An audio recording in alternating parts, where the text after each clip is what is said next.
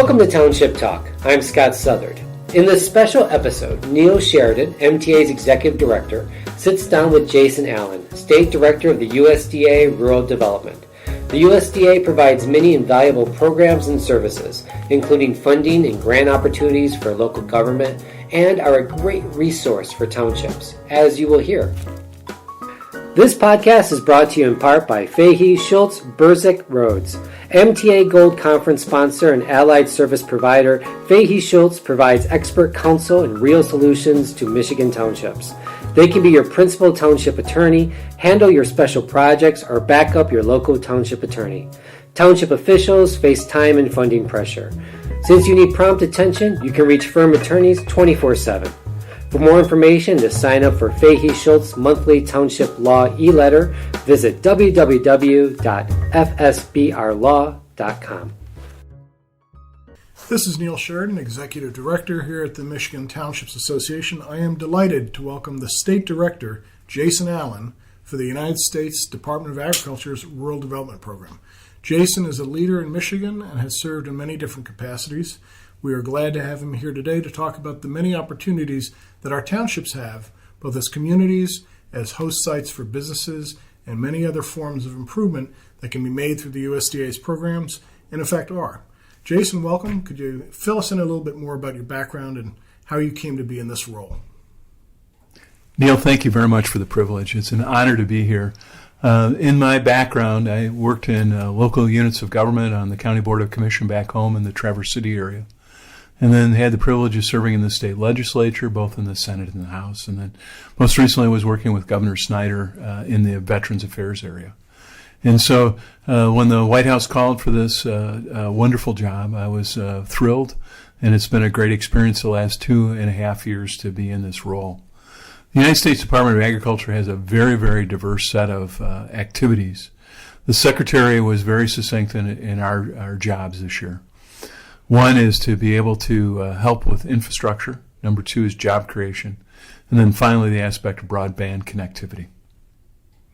Well, we're obviously very pleased to have a tight, clear focus that is achievable.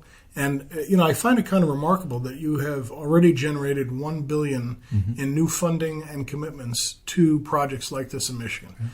Can you describe the range of programs? So when you look at the infrastructure side, and we've been great partners with Michigan Township Association, and we're so grateful for our relationships, and thank you to you and your entire leadership team. We've worked a lot in the aspect of what we call community facilities. On average, we do about $100 million worth of projects in that area, which are loans. Whether that be a new township hall, we're currently in Isabella County constructing a new road commission. Over in Mason County, we're helping the city of Ludington with a new fire hall. And then up in Delta County, we just dedicated a new jail using these community facility funds. Those funds are loanable up to 40 years and are at the federal funds rate plus an eighth. And as we talked about in some of our earlier meetings with the township, that is called the Community Facilities Loans and Grants. And out of that $100 million, we also have about $3 to $5 million annually in grants. And we've been working with townships, local units of governments on police cars, fire trucks, tanker trucks, a variety of other kind of depreciable assets. As I listen to the different things that you've been funding, and especially some of these larger projects you described with the city and the county and road commission and so on, is it realistic that small township officials, many of them working part-time, are really going to be able to effectively compete for these funds? We have a team spread out throughout the state of Michigan, and we have approximately 100 employees statewide, and we have offices that start up in Gladstone and run all the way down to Paw Paw. Those offices have trained individuals that can help. They can come. We've been to many of your Michigan Township Association annual meetings, and they can help kind of coach the individuals through. Certainly, it's the federal government. Certainly, there are cumbersome regulations, but our offices are there to help assist in the community facilities funds or the housing or business development areas. And I want to thank you as well. Your team has shown at every one of the different events that I've spoken at, our expos, our small regional meetings, and so on. And, of course, we're looking forward to seeing a full team out at conference this year. I can't reiterate how much I agree with you on that. The folks that I have met, your professionals, are absolutely expert in advising people, whether they have an economic development background or not, how to correctly develop a winning proposal. One of the things you suggested was that it's best not just in terms of sharing the work, but also demonstrating greater impact if a few townships come together as applicants jointly, or perhaps with their local village or nearby city, up to a certain population level overall. Right. So as you know, there's 47 different programs that we encompass, from rural utilities and housing. But when we start looking at sewer and water projects, because of capacities, and then also the way the formularies are, there are extra points for communities to come together and share resources, because they are economically cheaper to operate when you have 3 or 4 units of government working together. Then what we're also seeing in so many parts of rural Michigan is that as fire calls go down and ambulance calls go up, that there is an increase in those types of consolidations. And we give extra points both in the grants and into the loans to help some of those partnerships to occur. Because as we know, it's difficult often to find those skilled professionals, and then it also helps us have more modern, efficient equipment. Right, and you're putting it into the hands of people who've been trained. I think there is certainly a major topic underway in Michigan we've dealt with in many different ways, including by speaking with the state fire marshal around emerging standards for firefighter training. But the end result of that is that they need to have good equipment to use and in effective and safe fire department housing or buildings, rather. Sure. To deal with it. And the USDA programs, I was listening to you before, and I looked through the list of the awards that you've made recently. It is very impressive how much life safety equipment is being funded, either through grants or also the loans, but also the construction loans you mentioned as well.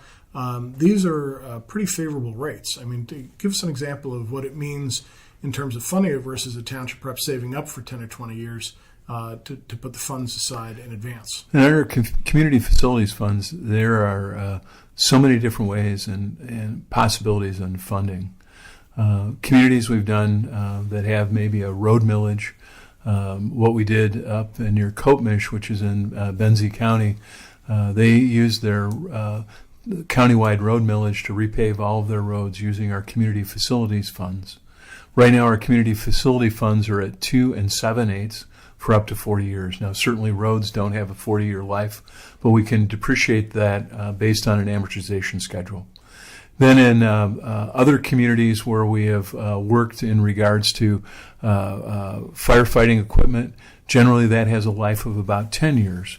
And we've used, in one place, we used a partnership with a local cooperative, and in another situation, a local municipal utility to borrow money at 0% to finance that life-saving equipment. And so those are the very creative ways that our team is prepared to assist when you get into these areas, because as you know, what works in maybe the central upper peninsula is going to be different than what works in northeast Michigan, just because of the culture, just because of the resources available. And the needs are going to vary as well, of course. Absolutely. So, we've talked a little bit about the different types of programs that are out there. Make no mistake, these are highly competitive. There are many applicants from around the country seeking the same funds. Yet we have secured $1 billion, so it's obviously not just possible, but it's likely that Michigan Townships will continue to do well. What are some of the underutilized tools that you might have a better competitive chance at because less attention is being paid to using them? Well, first of all, Neil, one of the things that we often forget about is workforce housing is such a challenge. And so last year in the state of Michigan, we financed approximately 6,000 homes throughout the state.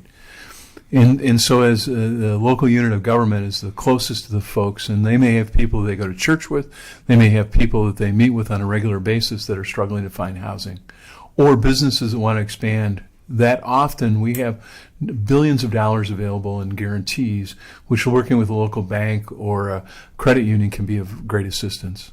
The next underutilized area is our rural utility programs, which really date all the way back to the mid-30s. And in those programs, there are economic development tools that can go through a municipal power authority or can go through a cooperative. And then they also have access to, on average, about $150 million annually in energy savings dollars. And so those dollars are loaned out to a potential customer. That may be the renovation of a township hall. That may be a local business or a homeowner that's struggling because they got an inefficient home. They can loan that money at no more than 3%. I mean, those are significant savings to the homeowner, and it's amortized right on your bill. And then finally, the other area that we often see is that in the economic development areas, we've worked with township city combinations and our rural business development grants, and use that to do studies of their downtown on how to attract certain types of investments, marketing certain types of tools. That is a great resource that comes out in grant money in chunks of someplace between $60,000 to $80,000 to put a plan together to help local units of government proceed forward in attracting business. And I have to say, I was fascinated by your comment on the workforce housing. This is in addition to the work, the funds that you provide for affordable housing options, both single and multifamily.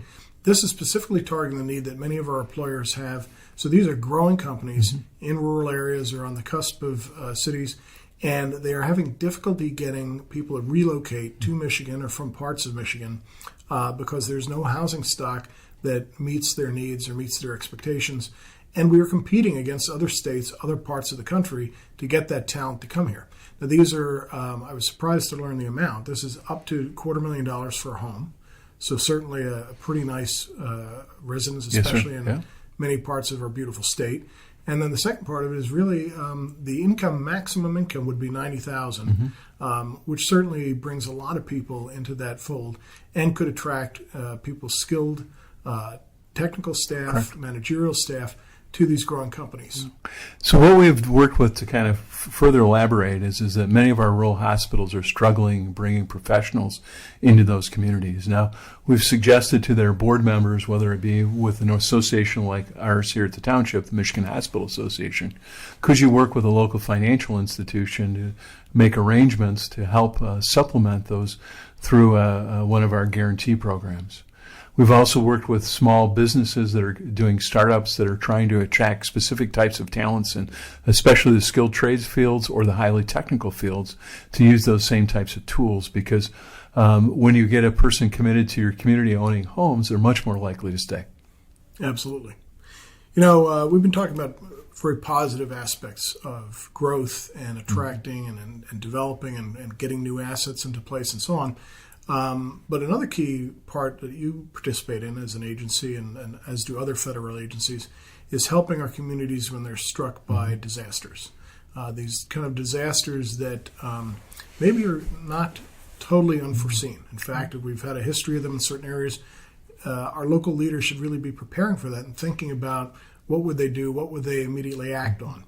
And an interesting aspect of this you discussed with me before is certainly this idea that those funds tend to go fast, and that fortune favors the prepared mind. Right? Absolutely, sir. Very well put. Yeah. So I think what can they do to get ready so that they would have at least an understanding, if not an application filled, so that if a spring flood cycle begins, they're ready to act, or whatever the need might be. To give you an example, approximately 2 years ago, the Keweenaw was inundated with a deluge of very severe weather. And I flew up the week after with our team to try and assess what are the additional tools that we can bring to the table.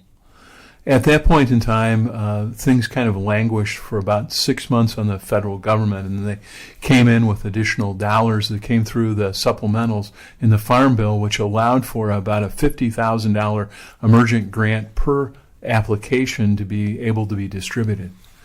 Those totals that were allocated in those three counties, we worked closely with local units of government, but the townships that were prepared, the local units of government were prepared, that had a shopping list for vehicles, had a shopping list for equipment, had a shopping list for the types of things that they needed to have, were pushed to the front of the line, and they had their list put together.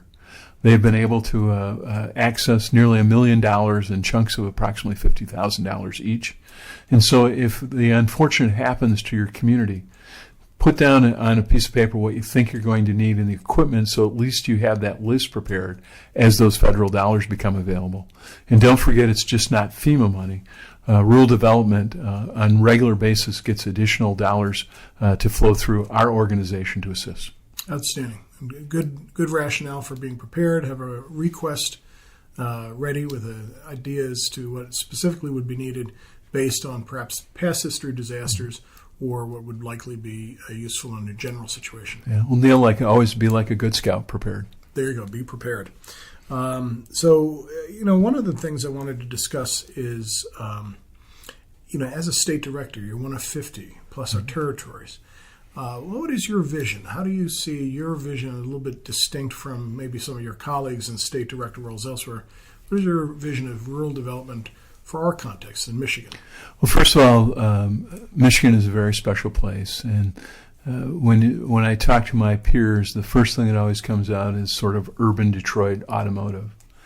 But we like to say that there's more than Hicks and Sticks north of Highway 46. And there is a significant need for resources available to help in those areas. So the first issue is then getting the word out, and we appreciate the partnership with this organization as well as many other associated, the county road associations, the townships, the villages, all those types of groups we work very diligently with. And so that's been one of my major focuses, is to come up with a formal relationship that regularly gets institutionalized. And then the second component is to start working on ways that we can help with the rural poverty rates. Unfortunately, the rural poverty rates are twice as high as urban, and so job creation is such an important part. But as we conclude as a township association, I think probably the best thing to do would be to go to our website, USDA.gov/RD Michigan, and take a look at the offices that we have available. Or you can call our 800 number, 1-800-670-6553. Neil, thank you so much for the privilege. Thank you for your leadership with the township. All your listeners, I really appreciate what you do on a local level. Jason, is reciprocal. We appreciate the leadership that you've brought to this important role as a representative for Michigan, fighting for our interests and helping us be successful in developing our communities. Thank you very much. This has been a part of our podcast series. You can find out more information about these programs on the website that Jason mentioned, but also through our resources in Township Focus and elsewhere. We'll be covering this in the next month's follow-up articles. Thank you very much, Jason. Thank you, my friend. Yep. Thank you to Jason Allen for joining Township Talk for this episode. Please remember that the views and opinions expressed by our guests do not necessarily reflect those of the MTA, our board, or our members. If you have any suggestions for future episodes, or if you have any questions about the show or the topics we covered, you can find us at michigantownships.org. Thank you for listening to Township Talk. This podcast is brought to you in part by Fahey Schultz Burzych Rhodes. MTA Gold Conference sponsor and allied service provider Fahey Schultz provides expert counsel and real solutions to Michigan's townships. They can be your principal township attorney, handle your special projects, or back up your local township attorney. Township officials face time and funding pressures. Since you need prompt attention, you can reach firm attorneys 24/7. For more information and to sign up for Fahey Schultz monthly township law e-letter, visit www.fsbrlaw.com.